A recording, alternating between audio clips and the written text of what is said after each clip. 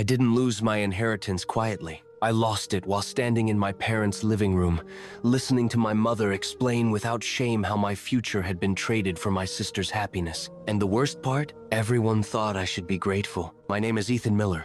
I was 24 years old when I learned that the money my grandmother had set aside for me was already gone. Not spent on an emergency, not lost to debt, but used to buy my younger sister a brand new car. I still remember the smell of leather when I opened the garage door. The car sat there like a trophy, midnight blue, spotless, shining under the lights. My sister, Lily, stood beside it with her phone out, filming herself for social media. "Isn't it perfect?" she said, barely looking at me. I didn't answer. My chest felt tight, like something heavy was pressing down from the inside. That money wasn't supposed to be a surprise. I had known about it for years. My grandmother, Margaret, had told me herself when I was 16. She had taken my hand while we sat on her porch, the summer air thick with the smell of roses. "This is for you, Ethan," she said gently. "For your education, for your start in life. I don't trust your parents to be fair." She had said it with a sad smile. At the time, I didn't fully understand what she meant. Now I did. I walked back inside, my footsteps slow, controlled. My parents were sitting on the couch, calm, too calm. "Where's my inheritance?" I asked. My mother sighed like I was the one inconveniencing her. "Ethan, don't start," she said. "Lily needed a car. You're young. You'll figure things out." I looked at my father, waiting for him to say something. Anything. He didn't.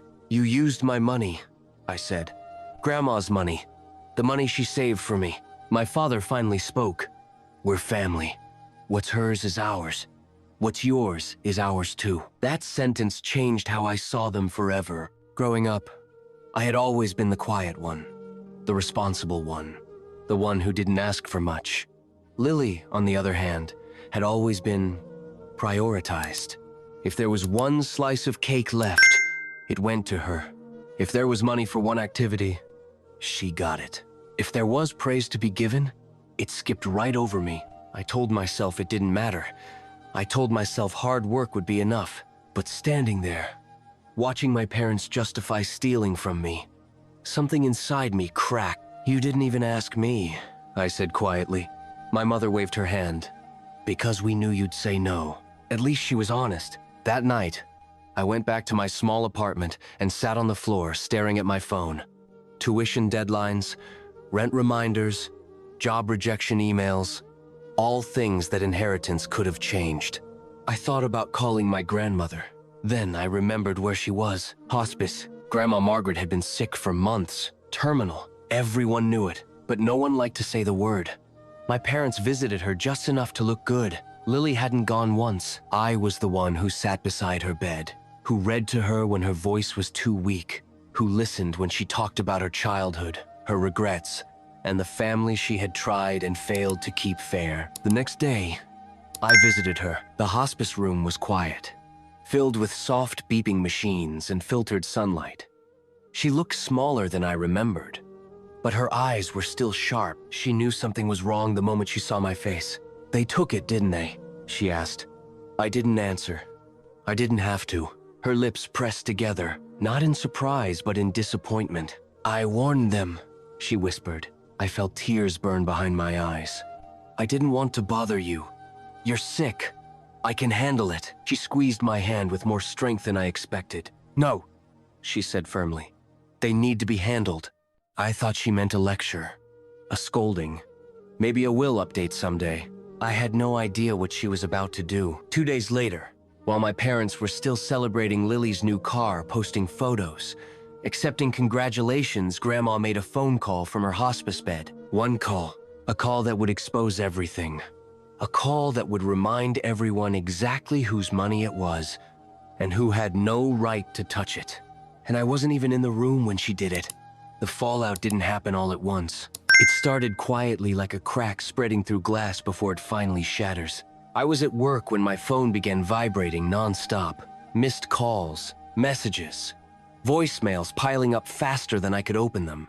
Most were from my mother, a few from my father, one from Lily. I ignored them all. I didn't know exactly what Grandma had said on that call, but I could feel the shift in the air. Something had changed. The balance they had relied on the silence.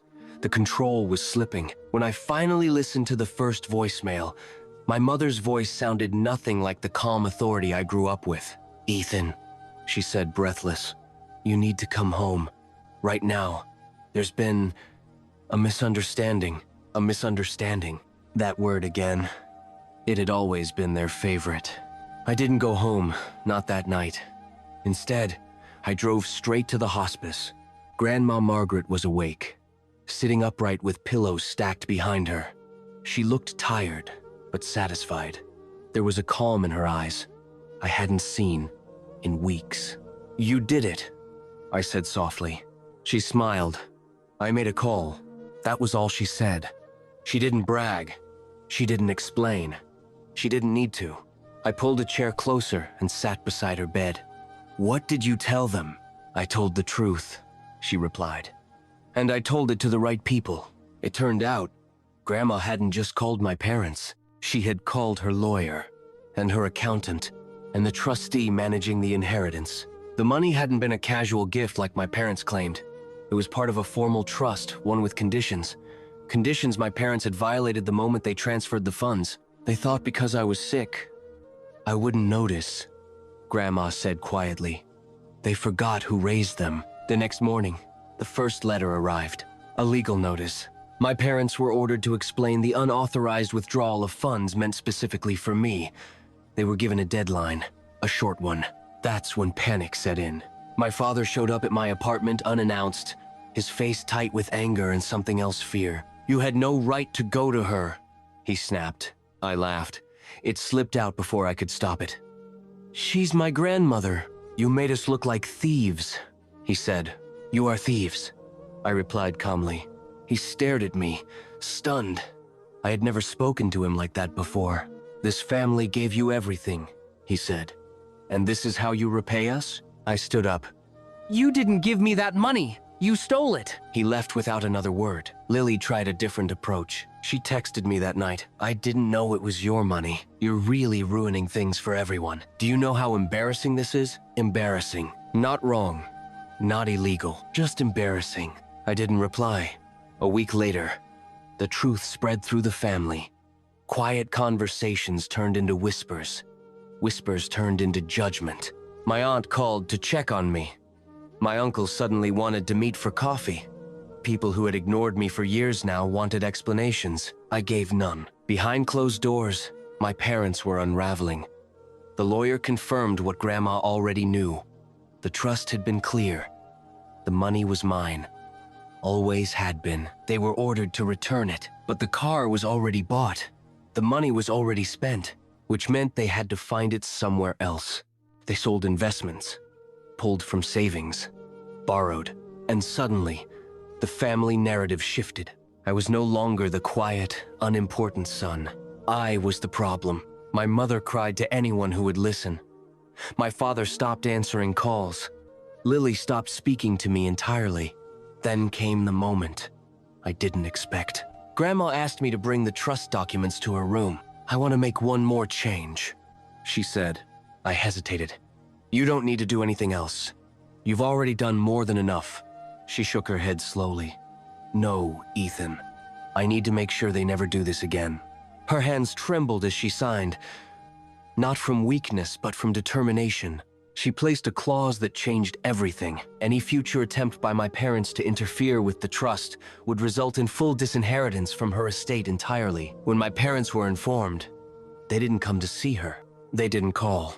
They didn't apologize. That told me everything I needed to know. The inheritance was finally restored to its proper place. To me, but the money didn't feel like victory. The real victory was something else. For the first time in my life, I wasn't invisible. I wasn't overlooked. I wasn't powerless. And the people who had always treated me like I didn't matter were now facing consequences they couldn't talk their way out of. As I sat beside Grandma that evening, holding her hand, she looked at me and said something I will never forget. "Don't let this money make you bitter," she said. "Let it make you free." I nodded. I had no idea then how much freedom I was about to claim. The money changed my life, but not in the way everyone expected. When the inheritance finally arrived in my account, I didn't celebrate. I didn't post about it. I didn't tell anyone. I just stared at the number on my screen for a long time, trying to understand how something that had caused so much pain could look so quiet. It wasn't millions. It wasn't never work again money, but it was enough. Enough to breathe. Enough to plan. Enough to stop surviving and start building. For years, I had lived in constant calculation. Every dollar mattered. Every decision came with fear attached to it. Fear of failure. Fear of falling behind. Fear of becoming exactly what my parents always implied I was. Someone who needed help. That fear didn't disappear overnight, but it loosened its grip. The first thing I did was pay off my debts.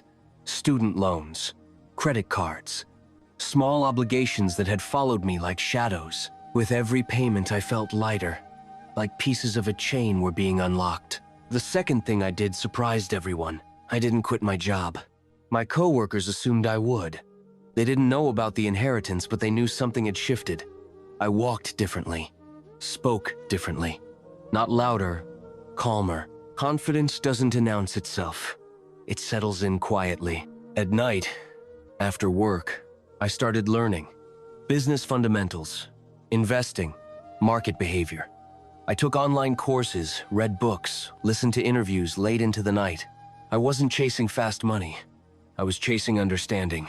I remembered something Grandma once told me when I was a teenager. Money isn't power, she said. Knowledge is. Money just listens to whoever understands it. I took that to heart. 6 months later, I made my first investment. It was small, calculated, almost boring, but it worked. Not dramatically, just enough to prove I could do it again and again. While my life was quietly leveling up, my family was falling apart. My parents never apologized. Not once. Instead, they rewrote the story. According to them, I had turned Grandma against them. I had manipulated a dying woman. I was ungrateful. Lily went even further. She posted a photo with her car and captioned it, "Some people choose money over family." I saw it through a friend. I didn't respond because the truth was simple. They had already chosen. Family gatherings became awkward. Invitations stopped coming. When they did come, they were conditional, passive-aggressive reminders that I was welcome if I behaved. I declined them all. The day Grandma passed away was quiet. No dramatic speeches, no family reunion, just a small room, a few flowers, and a final breath that felt like the closing of a chapter. I cried not just because I lost her, but because she was the only one who had ever truly seen me. At the will reading, my parents sat stiff and silent. They didn't look at me. The lawyer spoke calmly, professionally. Grandma had done exactly what she promised. She protected me. My parents received far less than they expected. Lily received nothing directly. Everything was structured, intentional, impossible to manipulate. For the first time, I saw fear in my father's eyes. Not anger, fear. They couldn't control this. They couldn't control me. That was the moment something shifted permanently. Over the next 2 years, I built steadily. Not recklessly, not loudly. I partnered with people who valued skill over status. I failed more than once, but failure no longer meant collapse. It meant correction. Eventually, one opportunity changed everything. A startup I had invested in early exploded. Timing, preparation, a little luck. The return wasn't just money, it was credibility. Suddenly, people wanted meetings, wanted advice, wanted access, and my family noticed. My mother called one evening. Her voice was softer than I remembered. "We heard you're doing well," she said. I didn't answer right away. "That's good," she added. "We're proud of you." Proud. A word they had never used before. "Why are you calling?" I asked. Silence. Then she said it. "Your father's business is struggling." Of course it was. They didn't ask for help that night. They danced around it. Tested the water. But I knew what was coming. And for the first time in my life, I realized something powerful. They needed me. Not emotionally, not symbolically, practically. The roles had reversed. I ended the call politely. No promises. No confrontation. I sat alone in my apartment, city lights glowing through the window, and felt something unexpected. Not satisfaction. Clarity. I didn't want revenge fueled by anger. I wanted justice shaped by boundaries. Grandma hadn't just given me money. She had given me choice. And the next choice I would make would force my family to finally face the consequences of every decision they had made. They didn't ask for help right away. At first, it was small things. Casual messages, missed calls late at night. My mother sending articles about family forgiveness as if they were accidental. My father liking my LinkedIn posts after years of silence. They were circling. I stayed polite, distant, calm. Power doesn't rush. It waits. The real ask came 3 months later. My father requested a meeting, not at their house, not at mine, a neutral place, a quiet cafe downtown. When I walked in, I barely recognized him. His shoulders were slumped. His suit was old, wrinkled. The man who once spoke like the world owed him something now looked like he was asking permission to exist. We sat across from each other in silence. Finally, he spoke. "The business is in trouble," he said. No apology, no acknowledgement of the past.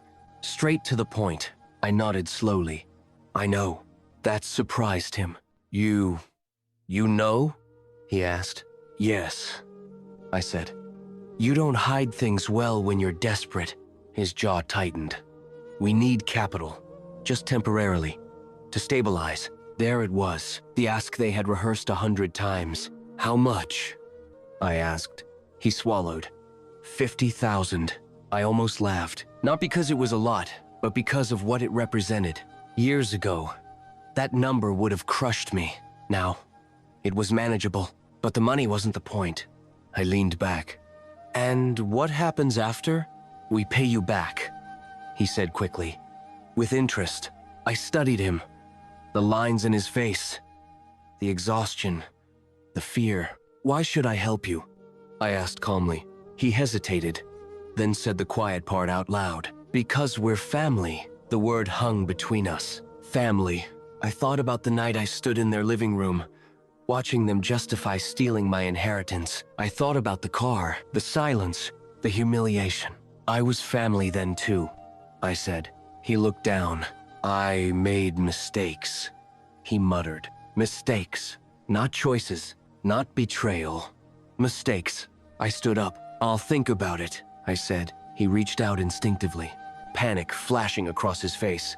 "Ethan," I stopped him with a look. I said I'll think about it. For the next week, my phone didn't stop ringing. My mother cried. My aunt lectured. My uncle hinted. Everyone suddenly remembered I existed. Lily didn't call. She showed up. One evening, as I was leaving my building, she was waiting by my car. She looked different. Older. Less certain. "I heard Dad talk to you," she said. I unlocked my car but didn't get in. "You should help them," she added. "It's not fair to punish everyone." I met her eyes. "Punish?" "Yes," she said. "You have the money. They're struggling." I laughed softly. "So when you benefited, it was fine. Now that you're uncomfortable, it's punishment." She crossed her arms. "That's not what I meant." "It is," I replied. "You just don't like how it sounds." Her voice softened. "I didn't ask for that car." "No," I said. "You just enjoyed it." Silence. She looked away first. "I'll talk to them," I said. "But not like this." She frowned. "Like what?" "Like a son begging to be accepted," I answered. "If I help, it will be as an equal." That terrified her more than anger ever could. A week later, we met again, this time at my office. My parents sat across from me, uncomfortable in the space. Glass walls, clean lines, quiet power. I laid out the terms. "I will help you," I said, "but not as a favor." They listened. "This will be a formal loan," I continued, "with contracts, oversight, accountability." My father stiffened. "You don't trust us?" I didn't hesitate. "No." My mother looked like she might cry. "We raised you. You raised me to survive, I said, not to be respected. Silence. And there's one more condition, I added. They leaned in.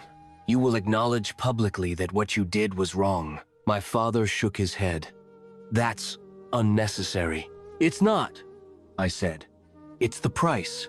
They exchanged looks. In that moment, I saw it clearly. They weren't choosing between pride and money. They were choosing between control and humility. They agreed. The announcement went out quietly. Not dramatic, but undeniable.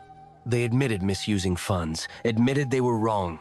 For the first time in my life, the truth stood on record. I transferred the money, not because they deserved it, but because I wanted closure on my terms. As I watched them leave my office, smaller than they had ever been, I didn't feel victorious. I felt complete. Grandma was right. Money didn't make me powerful. Choice did. And now, one final moment remained. A moment that would determine whether this story ended in peace or in permanent distance.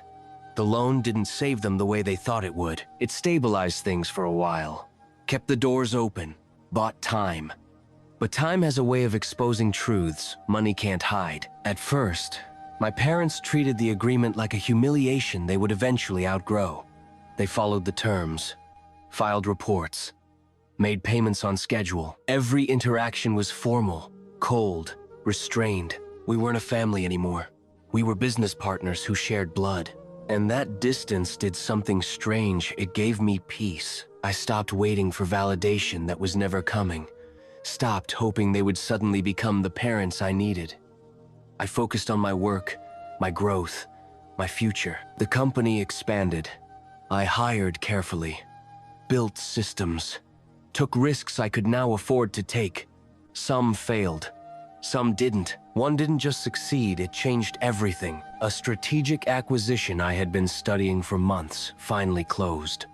Overnight, my position shifted from doing well to undeniable success. Industry publications mentioned my name. Invitations came in, opportunities multiplied, and with success came visibility. That's when the real cracks in my family began to show. People started asking questions. Old friends, extended relatives, even strangers. Is it true you loaned your parents money? Didn't they take your inheritance? Your grandmother left everything to you? The narrative my parents had controlled for decades slipped through their fingers. They couldn't rewrite this story. They could only react to it. My father's business continued to decline, not because of lack of money, but because of lack of leadership. He was tired, defensive, unwilling to adapt. Eventually, he missed a payment, then another. The lawyer called me first. I reviewed the numbers calmly. No anger, no satisfaction, just facts. I gave them time, a grace period. Not because they asked, but because I wanted to be certain. Certain that when I made my final decision, it wouldn't be fueled by resentment. My mother called one night, her voice trembling. "We can't do this anymore," she said. "Please, you don't understand how hard this is." I closed my eyes. "I understand perfectly," I replied. I lived that life. There was silence on the other end. Then she said something that surprised me. "You're not like us." She didn't say it as an insult. She said it as a realization. "You don't need us," she continued quietly. "And I think that scares us more than losing the money." She was right. For the first time, they were facing a version of me they couldn't control, guilt, or dismiss. I enforced the contract. The business assets were transferred. The debt was settled. No public scandal. No revenge spectacle. Just consequences. Lily didn't speak to me for months. Then, one afternoon, she showed up unannounced. She looked tired, stripped of entitlement, just human. "I never said I was sorry," she said. "No," I replied. "You didn't," she swallowed. "I should have." I waited. "I thought you'd always be there," she admitted. "Quiet, reliable, easy to step over." The honesty surprised me. "I didn't think you'd become this." "This what?" I asked. "Someone who doesn't need us." That was the moment I understood something important. They didn't resent my success. They resented my independence. "I forgive you," I said, not because she earned it, but because I didn't want to carry the weight anymore. She cried. Not dramatically,